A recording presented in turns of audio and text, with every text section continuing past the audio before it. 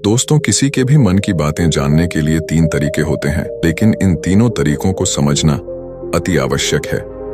यदि आप इन तीनों तरीकों को समझ लेते हैं तो आप किसी के भी मन की बातें बड़ी ही आसानी से जान सकते हैं, समझ सकते हैं। तो चलिए इसे एक बुद्ध कहानी के माध्यम से समझते हैं कि किस तरह से आप दूसरों की मन की बातें जान सकते हैं, समझ सकते हैं। बहुत समय पहले की बात है। एक छोटा सा गांव था। उस गांव में 2 भाई रहा करते थे। बड़ा भाई अंधा था, जिसके कारण वो हमेशा घर पर ही बैठा रहता था, और छोटा भाई खेती किया करता था। लेकिन खेतों में अधिक जानवर आने से पूरी फसलें नष्ट हो जाती थीं, जिस कारण छोटा भाई बहुत परेशान हो चुका था। तभी उसे एक तरकीब सूझी। एक दिन उसने सोचा, खेतों में से इन जानवरों को भगाने के लिए क्यों ना मैं अपने बड़े भाई की मदद लूं। वैसे भी बड़े भैया अंधे, अगर वह खेत में बैठे रहेंगे और जानवरों की आहट आने पर वह उन्हें जोर से चिल्लाकर भगा सकते हैं, जिससे हमारी फसलें बच सकती हैं। इसलिए उन्हें मैं खेत में बिठा देता हूं। ये सब सोच विचार करने के बाद उसने अपने खेत में ही एक छोटी सी झोपड़ी तैयार की और अपने अंधे भाई को उस खेत में बैठा दिया और उनसे कहा, भैया, यदि कोई जानवर की आहट आपको सुनाई दे तो आप जोर जोर से चिल्लाना। यह सुनकर वह जानवर यहां से भाग जाएंगे और हमारी फसलें नष्ट होने से बच जाएगी। बड़ा भाई अपने छोटे भाई की बात मान लेता है और वो उस दिन से खेत में ही रहना शुरू कर देता है। जब भी किसी जानवर की आहट उसे सुनाई देती तो वो तुरंत जोर जोर से चिल्लाना शुरू कर देता, जिससे वह जानवर उसके खेतों से भाग जाते। ऐसा करते करते कई दिन बीत चुके थे। तभी एक दिन उसके खेत में एक हिरण भागता हुआ था और वह खेत के बांध को तोड़कर वहां से भाग गया। लेकिन उसी हिरण का पीछा करते हैं एक राजा भी उस खेत में आ पहुंचा। तभी राजा की नजर उस अंधे भाई पर पड़ती है। राजा उस व्यक्ति से कहता है, देखो, मैं यहाँ पर एक जानवर का पीछा करते हुए आया हूँ। क्या तुमने उस जानवर को यहाँ पर देखा है? इस पर वो व्यक्ति कहता है राजन, मैं तो अंधा हूँ। मैं भला किसी जानवर को कैसे देख सकता हूँ? लेकिन मैं आपको इतना जरूर बता सकता हूँ कि जो जानवर मेरे खेतों से होकर भागा है वह आपके लायक नहीं है। आप उसके पीछे अपना समय यूं ही व्यस्त कर रहे हैं। राजा उस अंधे व्यक्ति की बात सुनकर बड़ा अचरज में पड़ गया। वो ये सोचने लगा कि आखिर यह तो अंधा है, फिर इसे कैसे पता कि जिसे हिरण को मैं तलाश रहा हूं वह हिरण मेरे लायक है ही नहीं। ये अंधा व्यक्ति मुझे कैसे बता सकता है? तभी राजा उस अंधे व्यक्ति से कहता है, कहीं तुम मुझसे झूठ तो नहीं कह रहे हैं? एक तरफ तुम ये कहते हो कि तुम अंधे हो और दूसरी तरफ तुम ये भी कह रहे हो कि जो जानवर यहां से भागा है वो मेरे लायक नहीं है। इस पर वो अंधा व्यक्ति कहता है, हे राजन, जिसे आप एक हिरण समझ रहे हैं, असल में वह एक हिरण नहीं है, बल्कि एक हिरणी है, और वह भी गर्भवती है। और जहां तक मुझे ज्ञान है, मैंने कभी किसी राजा को किसी गर्भवती हिरणी का शिकार करते हुए नहीं सुना है, और इसी कारण मैं आपसे ये कह रहा हूं कि वो आपके लायक नहीं है। आप उसके पीछे अपना समय व्यर्थ ना करें। यह सुनकर राजा और भी अचरज में पड़ गया। वो ये सोचने लगा कि आखिर ये अंधा आदमी यह कैसे जान सकता है कि वो हिरणी है और गर्भवती है। राजा कुछ देर सोच विचार करने के बाद अपने सेनापति से कहता है, सेनापति जी, मुझे वो जानवर जिंदा चाहिए, क्योंकि मुझे यह पता करना है क्या वो हिरणी है और क्या वह गर्भवती है, क्योंकि यह अंधा आदमी बहुत विश्वास के साथ कह रहा है और मुझे इस बात की पुष्टि करनी है। यदि वह हिरणी हुई और गर्भवती हुई तो वह हमारे शिकार के लायक नहीं है, क्योंकि हम तो एक हिरण का पीछा कर रहे थे। इसलिए जाओ और पता करो कि क्या वो हिरणी है। सेनापति राजा से आज्ञा लेकर आगे की ओर बढ़ चलता है, और कुछ देर बाद जब वह वापस लौट कर आता है तो वह राजा को कहता है, हे राजन, इस अंधे आदमी ने जो भी बातें कही हैं वो बिल्कुल सही है। वो एक हिरणी ही है और वह गर्भवती भी है। यह सुनकर राजा आश्चर्यचकित रह गया। उसे समझ नहीं आ रहा था कि आखिर अंधा आदमी कैसे पता कर सकता है कि वह जानवर एक हिरणी है, और तो और वह गर्भवती है। भला एक अंधा आदमी यह कैसे देख सकता है, यह कैसे जान सकता है? आखिर इससे यह कैसे पता चला? ऐसे कई सारे प्रश्न अब राजा के मन में उमड़ने लगे। अब राजा ने यह ठान लिया था कि मुझे इस बात की तह तक पहुंचना ही है कि आखिर यह अंधा आदमी कैसे जानता है कि वह जानवर एक हिरणी है। यह सोचकर राजा उस अंधे आदमी के पास जाता है और उस अंधे आदमी से कहता है, देखो, मैं ये तो नहीं जानता कि तुम सचमुच अंधे हो या नहीं, लेकिन मैं तुमसे एक बात जानने आया हूं। क्या तुम मेरे प्रश्न का सही सही जवाब दोगे? इस पर अंधा व्यक्ति कहता है राजन, आप जो कुछ पूछना चाहते हैं मुझसे पूछ सकते हैं, मैं आपको बिल्कुल सच सच जवाब दूंगा। इस पर राजा कहता है, देखो, एक तो तुम कहते हो कि तुम अंधे हो और दूसरी तरफ तुमने यह बता दिया कि जिस जानवर का पीछा मैं कर रहा हूं वह एक हिरनी है, और तो और वह गर्भवती भी है। आखिर तुम्हें यह कैसे पता चला? तुम्हारे खेत में और भी तो जानवर आते होंगे, और भी तो जानवर यहां से गुजरते होंगे, फिर तुमने यह कैसे अंदाजा लगाया? तभी वह अंधा व्यक्ति राजा से कहता है, राजन, आप जिस हिरनी का पीछा कर रहे थे वहीं हिरनी जब मेरे खेत में आई, उसकी रफ्तार और उसके भागने की आहट से मुझे यह एहसास हो चुका था कि यह एक हिरनी है, और मेरे खेत की जो बांध है वह बहुत छोटी है, उसकी ऊंचाई ज्यादा नहीं है। यदि कोई हिरण होता तो उस बांध को बड़ी आसानी से लांघ जाता, लेकिन वह हिरनी इस बांध को तोड़कर भागी है, और यदि वह इस बांध को छलांग लगाकर पार करने का प्रयास करती तो इससे उसके बच्चे को खतरा होता, और इसी बात से मैंने ये पता लगा लिया कि वह गर्भवती है। इस कारण वह ज्यादा ऊंची छलांग लगाकर मेरे खेत की बांध को तोड़ते हुए भाग गए। इस पर राजा के मन में एक और प्रश्न उठा। राजा ने कहा, किंतु तुम्हें कैसे पता चला कि वह एक हिरनी ही है? और भी तो कोई जानवर यहां पर आ सकते हैं। इस पर वह अंधा व्यक्ति कहता है, हे राजन, मैं पूरा दिन सुबह शाम यहीं पर बैठा रहता हूं और मेरी सुनने की शक्ति बहुत तेज है। मैं ये बाप जाता हूं कि कौन सा जानवर मेरे खेत में आया है, और उसी के आधार पर मैं जोर जोर से चिल्लाता हूं ताकि वो मेरे खेत से भाग जाए और वो मेरे खेत की फसलों को नष्ट ना कर पाए। राजा उस अंधे आदमी का यह जवाब सुनकर पूरी तरह से संतुष्ट हो चुका था। वह मन ही मन यह सोच रहा था कि आदमी भले ही अंधा हो, लेकिन यह तो बड़ा ज्ञानी मालूम पड़ता है। इस आदमी से कुछ ना कुछ तो काम निकलवाना ही चाहिए। यह विचार लिए हुए राजा वहां से वापस अपने महल की ओर लौट जाता है। राजमहल पहुंचते ही राजा उस अंधे व्यक्ति से कहता है, आप तो बड़े ज्ञानी व्यक्ति हैं, आपको किसी भी बात का पता बड़ी आसानी से चल जाता है। आज मैंने आपको यहाँ पर इसलिए बुलाया है क्योंकि मैं आपसे ये जानना चाहता हूँ कि मेरी पत्नी पतिव्रता है या नहीं। इस पर वो अंधा व्यक्ति कहता है, हे राजन, यह कैसा प्रश्न हुआ? इस पर राजा कहता है, मैंने आपसे बिल्कुल उचित प्रश्न किया है, मुझे इस प्रश्न का उत्तर दीजिए। इस पर वो अंधा व्यक्ति कहता है राजन, ये सारी बातें जाने दीजिए। आपकी शादी को इतने साल बीत चुके हैं और अब आप ये बात क्यों जानना चाहते हैं? आपके मन में ऐसे प्रश्न क्यों उठ रहे हैं? इस पर राजा जिद करते हुए कहता है, देखिए, आपको मुझे इस प्रश्न का उत्तर तो देना ही होगा। यदि आप मुझे इस प्रश्न का उत्तर नहीं देंगे तो मैं आपको मृत्यु दंड दे दूंगा। राजा के मुख से यह बात सुनकर वह अंधा व्यक्ति कहता है राजन, यदि आप इस प्रश्न का उत्तर चाहते हैं तो उसके लिए आपको मेरा एक काम करना होगा। राजा कहता है, बोलो, मुझे क्या काम करना होगा? इस पर व्यक्ति कहता है, इसके लिए आपकी पत्नी को मेरे साथ कमरे में अकेले छोड़ना होगा। उस अंधे व्यक्ति की यह बात सुनकर राजा पहले तो क्रोधित हो जाता है, लेकिन फिर कुछ सोच विचार करने के बाद वह उस व्यक्ति की बात मान लेता है और अपने सेनापति को आदेश देता है, सेनापति जी, इस व्यक्ति को और मेरी पत्नी को एक कमरे में कुछ देर के लिए अकेला छोड़ दें। सेनापति बिल्कुल वैसा ही करता है। अब राजा की पत्नी और अंधा आदमी एक कमरे में बंद हो चुके होते हैं। तभी वो अंधा आदमी राजा की पत्नी से कहता है, मुझे आपको छूना है। इस बात पर रानी अत्यधिक क्रोधित हो जाती है और उस अंधे आदमी को वो पकड़ पकड़ कर पीटने लगती है, कभी हाथों से तो कभी लातों से तो कभी पटक पटक कर। इस तरह से उन्होंने उस अंधे आदमी की खूब पिटाई की। उसके बाद किसी तरह से वह अंधा आदमी अपनी जान बचाकर वहां से भाग निकलता है और वह राजा जा के पास पहुंचता है और वह राजा से कहता है, हे राजन, आपकी पत्नी पतिव्रता नहीं है।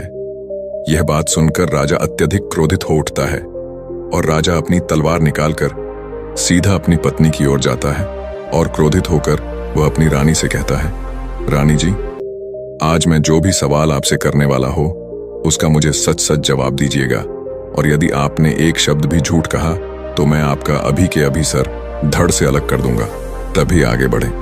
राजा कहता है, मुझे बताइए, क्या आप पतिव्रता हैं या नहीं? इस पर रानी कहती है राजन, आप भले ही मुझे जान से मरवा दीजिए, लेकिन मैं पतिव्रता नहीं हूं। राजा यह बात सुनकर बहुत खुश हुआ, क्योंकि उस अंधे आदमी ने जो भी कहा था वह बिल्कुल सच था। यह बात सुनकर तुरंत ही राजा उस आदमी के पास पहुंचता है और आकर उस अंधे आदमी से कहता है, तुम्हें कैसे पता चला कि मेरी पत्नी पतिव्रता नहीं है? इस पर वह अंधा आदमी कहता है, हे राजन, बड़ी सीधी सी बात है। मैंने तो आपकी पत्नी से बस इतना ही कहा था कि मुझे आपको छूना है। और इस बात पर वह इतना क्रोधित हो उठी कि उन्होंने गुस्से में आकर मुझे लात घूंसों से पीटना शुरू कर दिया। और भला कोई औरत किसी और मर्द को कैसे छू सकती है?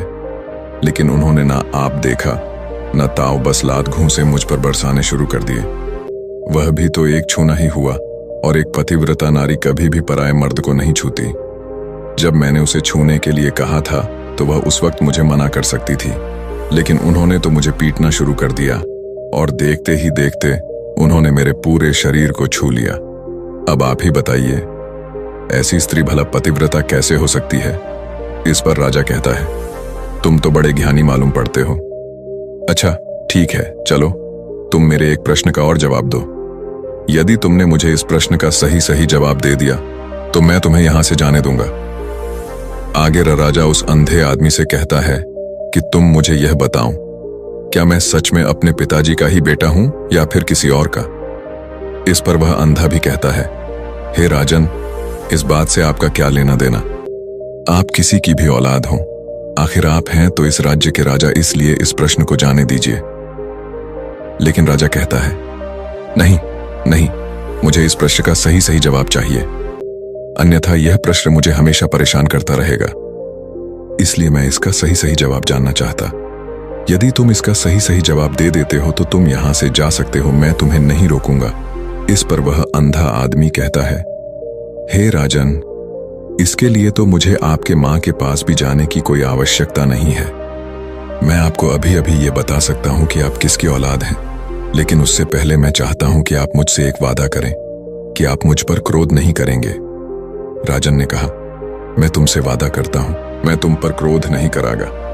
इसके बाद वह अंधा आदमी राजा से कहता है राजन, आप हैं तो अपने ही पिता के पुत्र, लेकिन आप पर एक कंजूस सेठ की छाया पड़ी हुई है।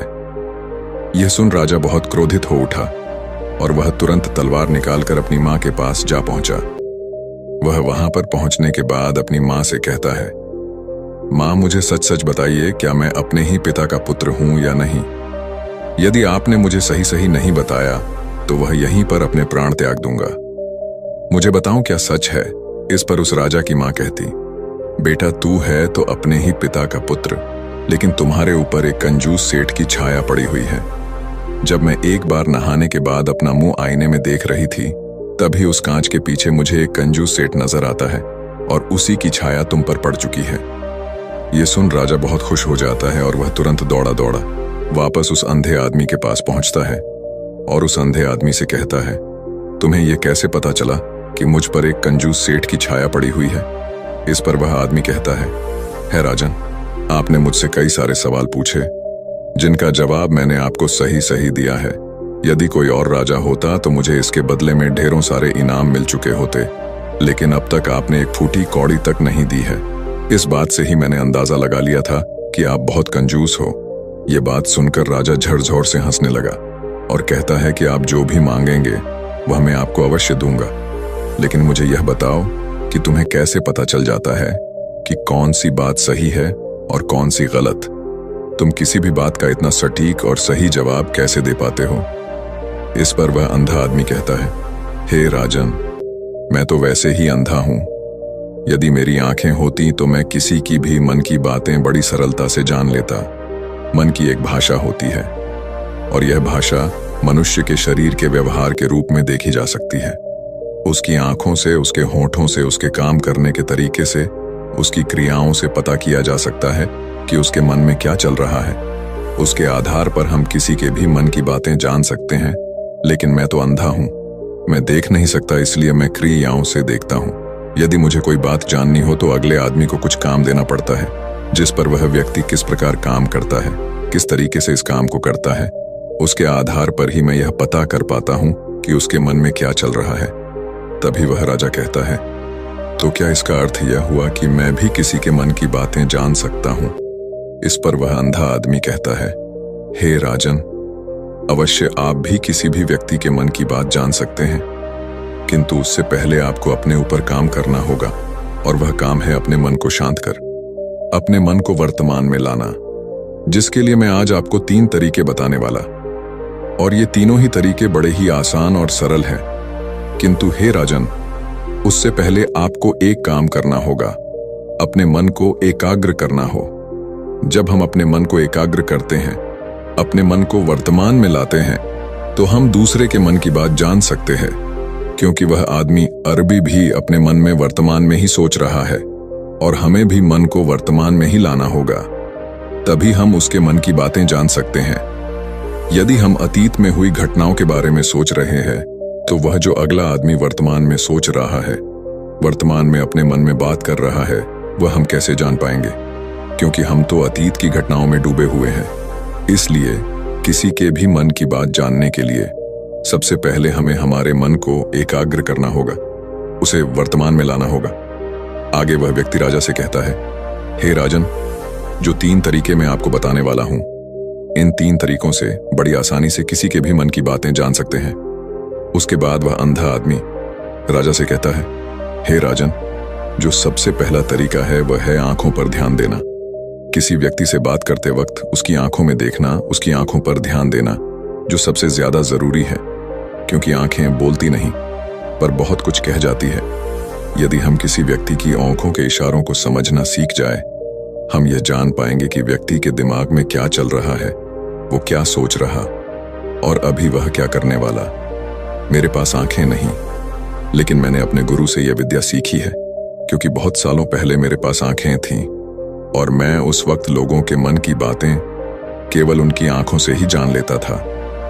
इसलिए यदि आप भी दूसरों की मन की बातें जानना चाहते हैं, तो आपको भी उनकी आंखों पर गौर करना चाहिए, जैसे कि उनका आकार कैसा है, वह कब, कहां और किधर देख रहे हैं। यदि उसकी आंखें यहां वहां घूम रही हैं, जब आप उससे बातें कर रहे हैं, तो वहां वह इधर उधर मोड़ रहा है, कभी ऊपर तो कभी नीचे या कभी आसपास, या फिर उसकी आंखें खुश नजर आ रही हैं या फिर आंखें निराश नजर आ रही हैं। जैसे कि चोर होता है, उसकी आंखों में जब हम देखते हैं तो हमें यह पता चलता है कि अगले आदमी ने कोई गलती की है। ठीक उसी प्रकार जब हम किसी चालक व्यक्ति की आंखों में देखते हैं, तो आपको पता चलेगा कि उसकी आंखों में एक भाषा होती है, एक बहुत ही सीधा और आसान तरीका होता है। यदि आपको यह पता लगाना है कि सामने वाला व्यक्ति आपसे झूठ कह रहा है या फिर सही, तो आपको उसकी आंखों पर ध्यान देना अति आवश्यक है। यदि आपसे बात करते वक्त वह व्यक्ति अपनी आंखें यहां वहां घुमा रहा है, ऊपर नीचे इधर उधर दाएं बाएं हर जगह देख रहा है, तो इसका अर्थ ये हुआ कि वह उस बात से निकलने का कोई रास्ता ढूंढ रहा है और कोई झूठ बना रहा है। यदि सामने वाला व्यक्ति आपसे कुछ झूठ कहने का प्रयास कर रहा है, तो वह आपसे नजर नहीं मिलाएगा। वह यहां वहां देखेगा, ऊपर नीचे देखेगा, लेकिन वह आपकी आंखों में आंखें डालकर कभी नहीं देख पाएगा, क्योंकि उसे डर है कि यदि उसने आपकी आंखों में आंखें डालकर देखी तो उसका झूठ पकड़ा जाएगा और लोगों को सच्चाई का पता चल जाएगा। और इसी प्रकार कुछ और भी भाषाएं होती हैं। जब आप किसी की आंखों में आंखें डालकर यह देखना शुरू कर देंगे कि उसके हाव भाव क्या है, ठीक उसी प्रकार चेहरे के हाव भाव होते हैं, जिससे हम मन की बातें बड़ी आसानी से समझ सकते हैं और इन्हें भी समझना बहुत जरूरी है।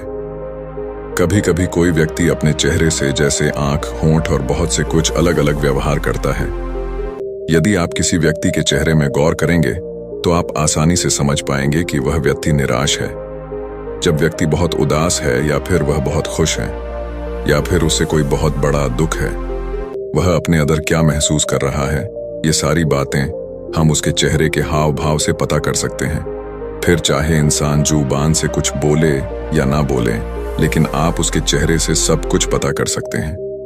आगे व्यक्ति राजा से तीसरा तरीका बताते हुए कहता है, हे राजन, इसी प्रकार तीसरी भाषा भी है, अर्थात तीसरा तरीका भी है, और वह है हाथों के इशारे और शरीर का व्यवहार। मन की बात समझने के लिए हमें हाथ के इशारे और शरीर के व्यवहार को समझना बहुत आवश्यक है। कोई व्यक्ति जब बात करता है, तो आपने देखा होगा कि वो अपने हाथों को हिलाता रहता है, अपने हाथों से इशारा करता रहता है। बातों के साथ साथ अपना शरीर का जो व्यवहार है, अर्थात बॉडी लैंग्वेज, उसका भी पूरा उपयोग करता है, जिससे हमें यह पता चल पाता है कि वह व्यक्ति हमारी बातों पर कितना ध्यान दे रहा है और उसके मन में क्या चल रहा है। शरीर के व्यवहार को देखने के लिए उसके हाथ मटकाने, शरीर मटकाने और चेहरे पर बार बार हाथ लाल, हाथों का एक दूसरे से मसलना, ऐसी बहुत सी क्रियाएं होती हैं। उस पर हमें ध्यान देना अति आवश्यक की बात को समझने के लिए हमें शरीर के व्यवहार को भी समझना पड़ता है। यदि हम इन 3 तरीकों को सही तरीके से ध्यान देकर इन 3 तरीकों को अच्छे से समझ लेते हैं तो हम बहुत जल्दी किसी भी व्यक्ति के मन की बातें बड़ी सरलता और सहजता से जान सकते हैं। इसलिए यदि आपको किसी के मन की बातें जानी है तो आपको उसकी आंखों पर, उसके चेहरे पर, उसके शरीर के हाव भाव को और उसके हाथों को ध्यानपूर्वक देखना और समझना होगा, जिससे आप ये समझ पाएंगे ये आखिरकार उसके मन में क्या चल रहा है और वह क्या सोच रहा है। लेकिन उनसे पहले आपको अपने मन को एकाग्र करना होगा, शांत करना होगा और अपने मन को वर्तमान में लाना होगा। तभी आप उस व्यक्ति की इन सभी क्रियाओं पर ध्यान दे पाएंगे, उन्हें समझ पाएंगे। अन्यथा आप यदि अतीत की घटनाओं में व्यस्त हैं, भविष्य की योजनाओं में व्यस्त हैं, तो आप उस व्यक्ति के हाव भाव पर कभी ध्यान ही नहीं पाएंगे और ना ही आप कभी यह समझ पाएंगे कि आखिर उस व्यक्ति के मन में क्या चल रहा है, वह क्या सोच रहा है। आपने देखा होगा कि ऐसे कई बड़े संत महात्मा हैं जो बड़ी ही शांति से आपको देखते हैं और आपको देखकर ही यह बता देते हैं कि आपके मन में क्या चल रहा है, आप उनसे क्या जानने आए हैं। और इसका सबसे बड़ा प्रमुख कारण यही है कि वह आपको पढ़ सकते हैं, आपको समझ सकते हैं, आपकी मन की बातें जान सकते हैं, क्योंकि उनका मन एकाग्र है, शांत है और यही कारण है कि वह आपके मन की बातें बड़ी सरलता से समझ जाते हैं। तो दोस्तों, उम्मीद करता हूं आपको इस कहानी से एक अच्छी सीख मिली होगी। ये कहानी आपको कैसी लगी हमें कमेंट बॉक्स में कमेंट करके जरूर बताएं और इस कहानी को अपने दोस्तों के साथ जरूर शेयर करें ताकि उन्हें भी इस कहानी से कुछ सीखने को मिल सके। धन्यवाद।